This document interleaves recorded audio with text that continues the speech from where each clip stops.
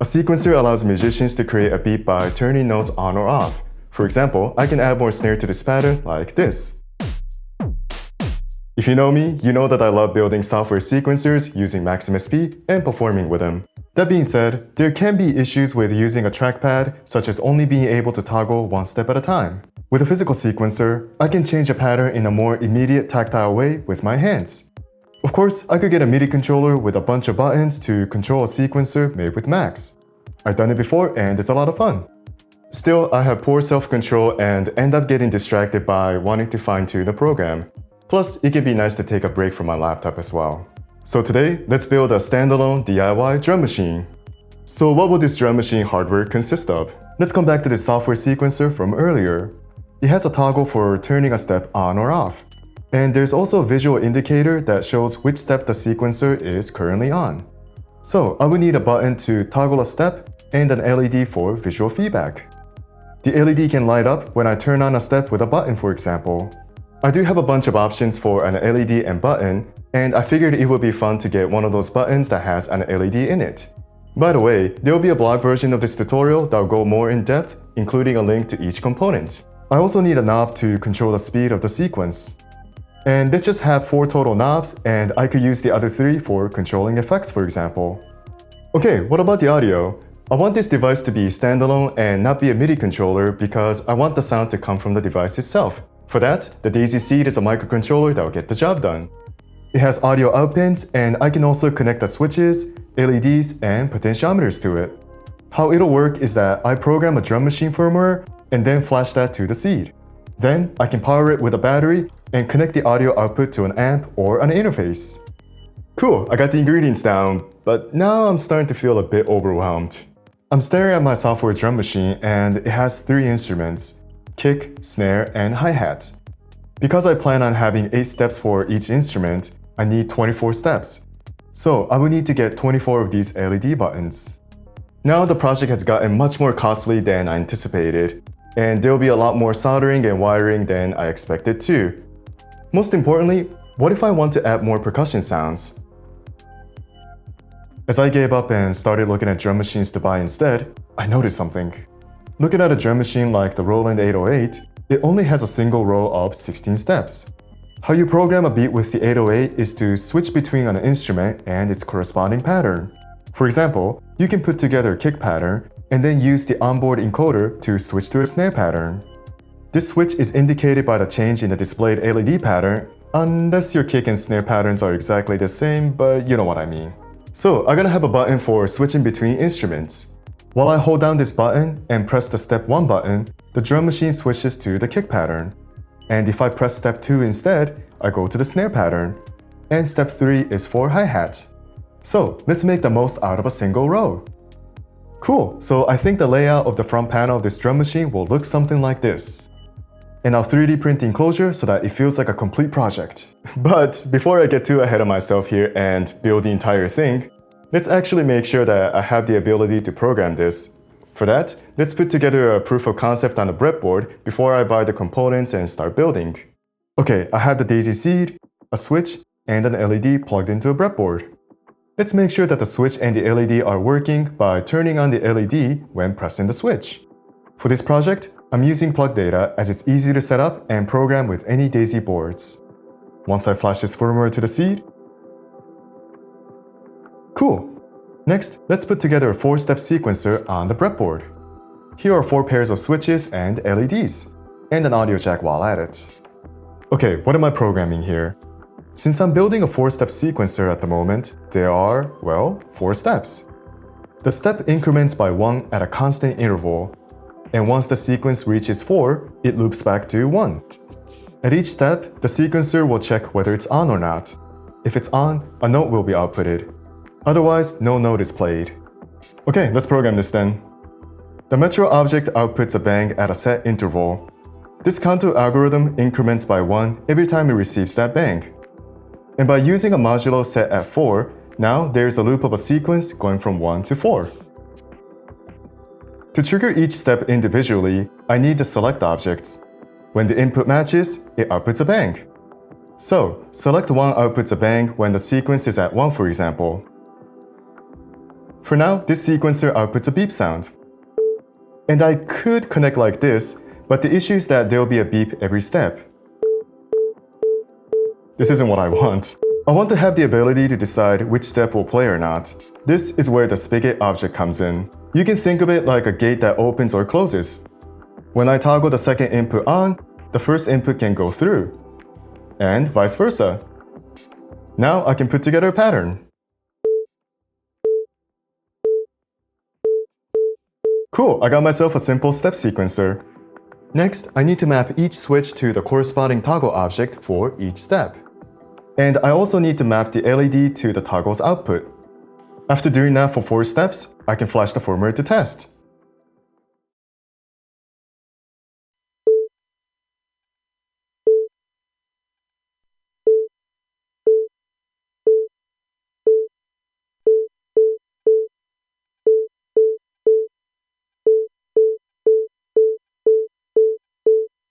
Okay, it's very close. What am I missing here? I want the LED to blink so that I know which step I'm on. I go over more detail on the blog, but having this abstraction results in the LED blinking at each step. While at it, I added a simple kick drum. And now I have a 4-step sequencer on a breadboard.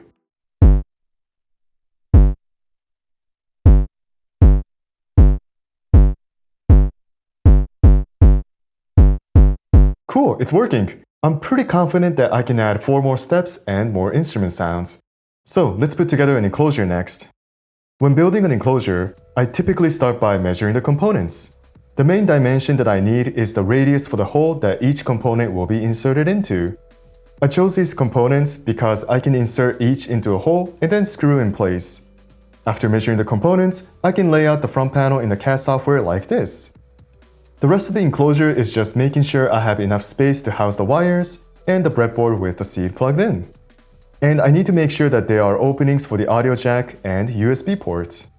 I put the front panel at an angle like this, and there's a lid at the top. I'll explain how it's going to be screwed into the enclosure later. Okay, let's print this out. While that's being printed out, I started soldering headers to the components. And I also put together the wires. Cool, the enclosure is printing out nicely. After it was printed out, I started putting everything together. In order to have a lift for this project, I needed to have these threaded inserts. This specific insert works by using a soldering iron to heat it up and melt the surrounding plastic. Once the temperature drops, the insert is locked in there. Then I can screw the lid on.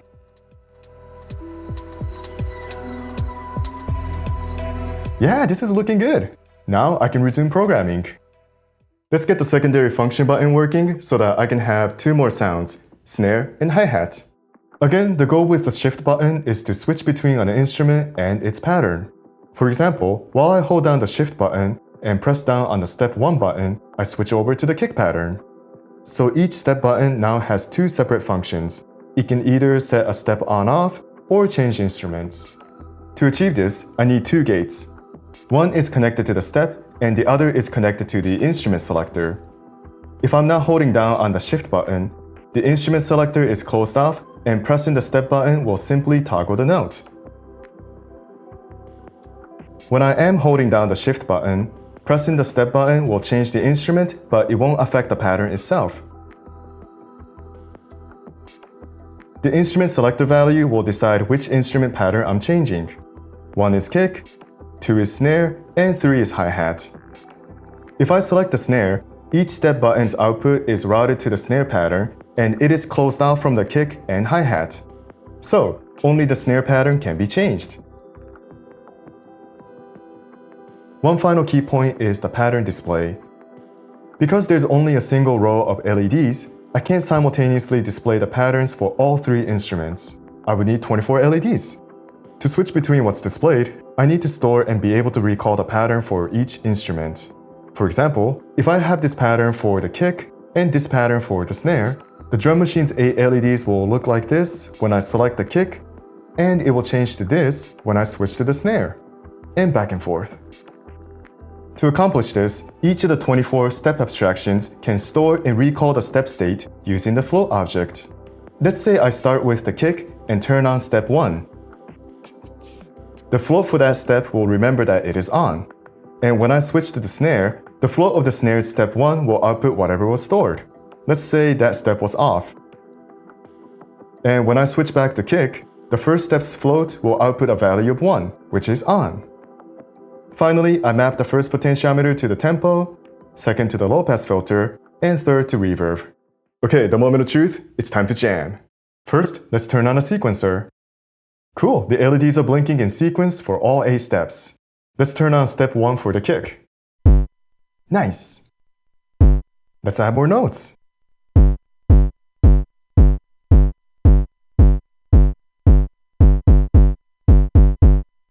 Okay, let's switch to the snare.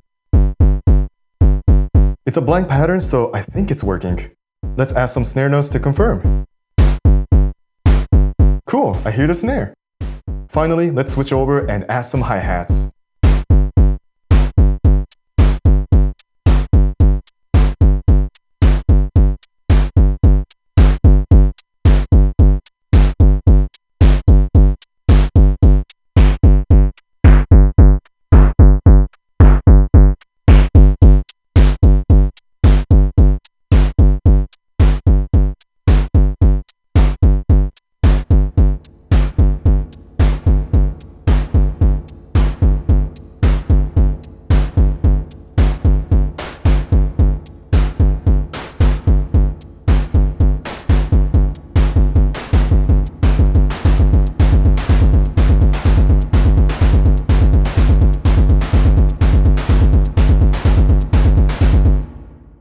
Awesome, success!